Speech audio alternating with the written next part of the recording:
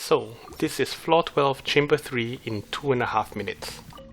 You want to run left or right, so both Mitachuruls end their charge from the same spot, so you can break both their shields at once.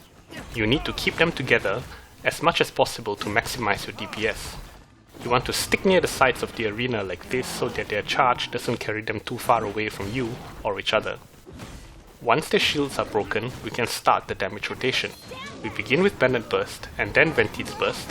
It will overshoot a little bit due to the minimum range, and then Deluxe Burst pushes them back into the tornado, dealing huge damage. I like to use Overload on this floor. The damage isn't much, but it interrupts and also breaks their shields. The second set of mobs will now spawn, and again we use the same damage rotation. This time we make use of fall damage. As you can see here, that's 124,000, 108,000, and 104,000 fall damage. When enemies in mid-air get affected by the pull from Viridescent Hunt or knockback from Overload, they take a lot of fall damage when they land. Okay, for part 2, it's the same thing, but enemies spawn on either side, so you have to run ahead or behind. Keep them together and DPS them down just like before. Because Razor can't switch out during his burst, he likes to pair with characters like Zhongli, Qiqi and Albedo, which you can see here set up the long duration skills before letting Razor start his burst. Razor is not a bad choice for this chamber because the Fatui here are weak to physical. Here I mess up a bit by letting them run in separate directions, but I have plenty of time to spare.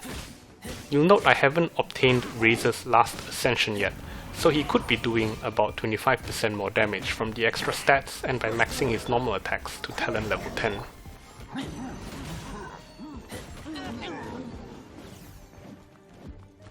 I'm just here making sure everyone has their bursts ready for the Fatui agent when he spawns.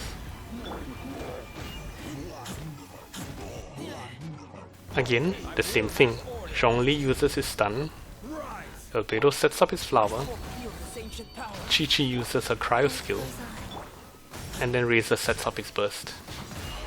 In particular, you can see Qiqi continues to trigger Superconduct even 10 seconds into Razor's burst, guaranteeing the Superconduct physical resist reduction lasts until the end of his burst.